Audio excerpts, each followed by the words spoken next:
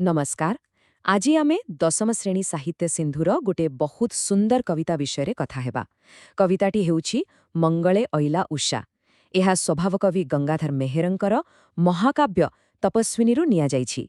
तेबे एही आलोचनारे आमे खाली शब्दर माने बुझिबानी, बरं कवि केमिति प्रकृति को गोटे जीवंत और संवेदनशील चरित्र भावरे देखैछंती, चलंतु ता भितरकु जिबा। कवितार आरंभ ही देखंतु केते चमत्कार। एठी सकाळटा खाली गोटे साधारण प्राकृतिक घटना नुहे ना, से गोटे उद्देश्य नेइकी आसुछि, गोटे शोष नेइकी आसुछि। तेबे चलंतु जानिबा ए शोषटा काहींकी आउ काहा पाई।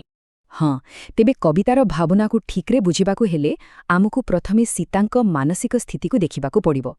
भाबी देखंतु, राजप्रासादर सबु सुख छाड़ी आउ निज स्वामींक द्वारा परित्यक्त हेई से एबे गोटिए आश्रमरे।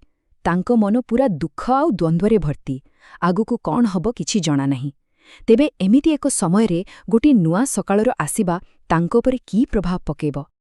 आउ ए जेउ असाधारण कल्पना, एहार स्रष्टा हेउछंती कवि गंगाधर मेहेर, जहांकु आमे स्वभाव कवि बोली जानू। जानती तांको पई प्रकृति केबे भी खाली गोटे सिनेरी नथिला, बरम एहा थिला कहानीर गोटे मुख्य चरित्र, गोटे जीवंत चरित्र जे अनुभव करि पारे। एई कथाटी मने रखिबा बहुत जरूरी जदि आमे ए कविताकु ठीकरे बुझिबाकु चाहुचे। अच्छा, तेबे आसंतु देखिबा ए आलोचनारे आमे केमिति आगोकु बढ़िबा। आमे प्रथमे एक नुआ प्रभातर परिवेश विषୟରେ जानिबा।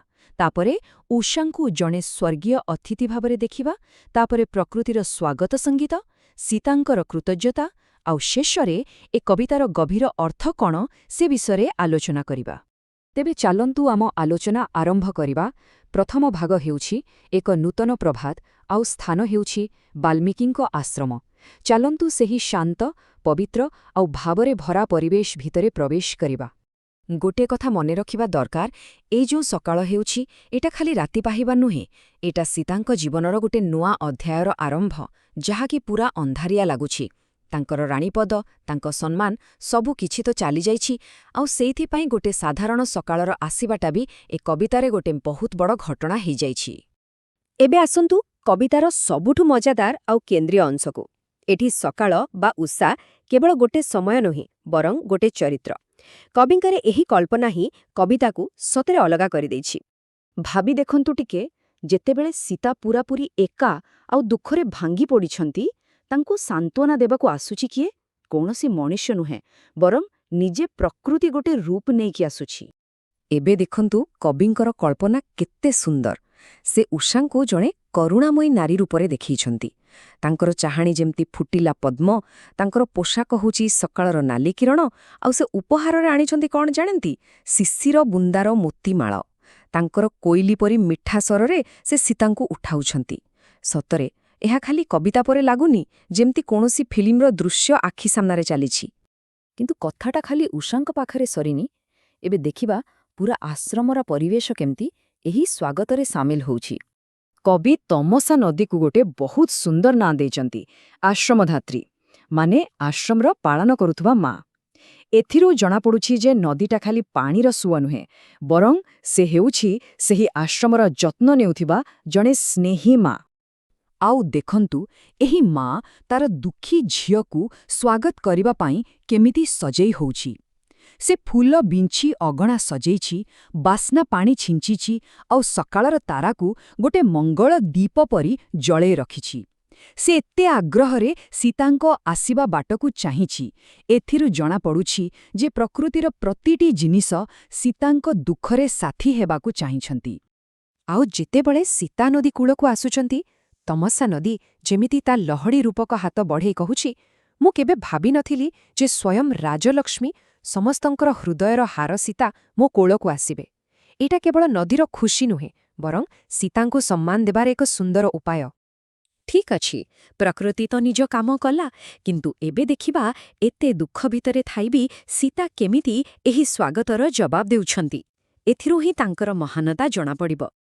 देखंतु सीता निज दुखरे हजी जाई नाहांती। से उठुछंती, प्रथमे बयस्का तपस्विनी अनुकंपांकु प्रणाम करुछंती, आउ तापरि जाई उषांकु वंदना करुछंती। एटा खाली गोटे सम्मान देबा नुहे, ଏହା ହେଉଛି ଦୁଇଟି ମହାନ ଚରିତ୍ର, ଜଣେ ସ୍ୱର୍ଗୀୟ ଆଉ ଜଣେ ମାନବୀୟ। ତାଙ୍କ ଭିତରେ ଏକ ସୁନ୍ଦର କଥାବାର୍ତ୍ତା। ଏହି କଥାବାର୍ତ୍ତାକୁ ଟିକେ ଦେଖନ୍ତୁ। ସୀତା ନିଜର ଦୁଃଖକୁ ଭୁଲି ଉଷାଙ୍କୁ ଆଶୀର୍ବାଦ ଦେଇ କହୁଛନ୍ତି, ତୁମେ ସବୁବେଳେ ସୂର୍ଯ୍ୟଙ୍କର ଆସିବାର ଖବର ଦିଅ ଆଉ ରଘୁବଂଶର ମଙ୍ଗଳ କର। ମାନେ ଯେଉଁ ବଂଶ ତାଙ୍କୁ ପରିତ୍ୟାଗ କରିଛି ସେ ତାର ବି ମଙ୍ଗଳ ଚାହୁଁଛନ୍ତି। ଆଉ ଅନ୍ୟପଟେ ଉଷା ବି କହୁଛନ୍ତି ଯେ ତାଙ୍କ ଆସିବାର ଉଦ୍ଦେଶ୍ୟ ହିଁ ହେଉଛି ସୀତାଙ୍କ ଜୀବନରୁ ଅନ୍ଧାର ଦୂର କରିବା। କେତେ ସୁନ୍ଦର ଏହି ପାରସ୍ପରିକ ସମ୍ମାନ ଆଉ ଆଶୀର୍ବାଦ। ତେବେ ଏହି ସୁନ୍ଦର କବିତାରୁ ଆମେ ପ୍ରକୃତିରେ କ'ଣ ଶିଖିଲେ? ଏହାର ଗଭୀର ବାର୍ତ୍ତା କ'ଣ, ଯାହା ଆଜି ବି ଆମ କାମରେ ଆସିବ? ଚାଲନ୍ତୁ ସେ ବିଷୟରେ କଥା ହେବା। ତେବେ ଏହି କବିତାର ମୁଖ୍ୟ କଥା ହେଲା, ପ୍ରକୃତି କେବେ ବି ନିର୍ଜୀବ ନୁହେଁ। ସେ ଆମର ଜଣେ ସମ୍ବେଦନଶୀଳ ସାଥୀ। ଯେତେବେଳେ ମଣିଷ ପାଖରେ କେହି ନଥାନ୍ତି, ପ୍ରକୃତି ହିଁ ସବୁଠୁ ବଡ଼ ସାହାରା ହୋଇପାରେ। ଆଉ ସୀତାଙ୍କ ଚରିତ୍ର ଆମକୁ ଶିଖାଉଛି ଯେ ପରିସ୍ଥିତି ଯେତେ ବି ଖରାପ ହେଉ, ସମ୍ମାନ ଆଉ ଧୈର୍ଯ୍ୟ ରଖିଲେ ନିଜ ଭିତର ଶକ୍ତି କେବେ ବି କମେନା। ଶେଷରେ ଗୋଟିଏ ପ୍ରଶ୍ନ। ଆଜିର ଏହି ବ୍ୟସ୍ତ ଦୁନିଆରେ ଯେତେବେଳେ ଆମେ ପ୍ରକୃତିଠାରୁ ଦୂରେଇ ଯାଉଛେ, ଆମେ କ'ଣ କେବେ ଗଙ୍ଗାଧରଙ୍କ ଆଖିରେ ଦୁନିଆକୁ ଦେଖିବାକୁ ଚେଷ୍ଟା କରିଛେ? କେବେ ସକାଳର ସୂର୍ଯ୍ୟ କିମ୍ବା ନଦୀର ଶବ୍ଦକୁ ଜଣେ ସାଙ୍ଗ ପରି ଅନୁଭବ କରିଛେ? ଏ କବିତା ଖାଲି ଗୋଟେ ପାଠ ନୁହେଁ।